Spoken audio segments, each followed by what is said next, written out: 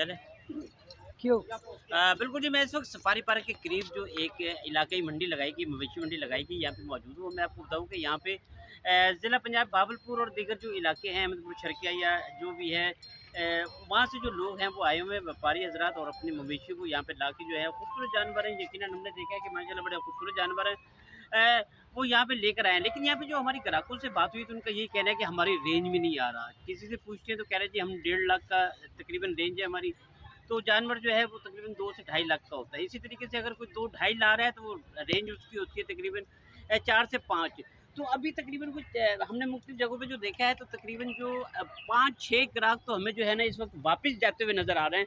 क्योंकि वो उनको इतनी बहस-मुबाहिसा करने के बाद जो है वो उनका नहीं हो पा रहा किसी तरीके से सौदा और वो जो है वापस जा रहे हैं। यकीनन आपको ये कैमरे में दिखा रहे होंगे कि इतने माशाल्लाह सेहतमंद और खूबसूरत जानवर हैं।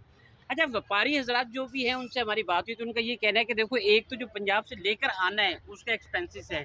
फिर यहाँ पे रहते हुए जो जानवरों का खर्चा है या जो जानवरों का उस पे जो अखराजात हैं, वो भी फिर व्यापारी हज़रात जो खुद भी हैं उनको भी यहीं पे रहना होता है तो यकीनन उनके भी अखराजात होते हैं।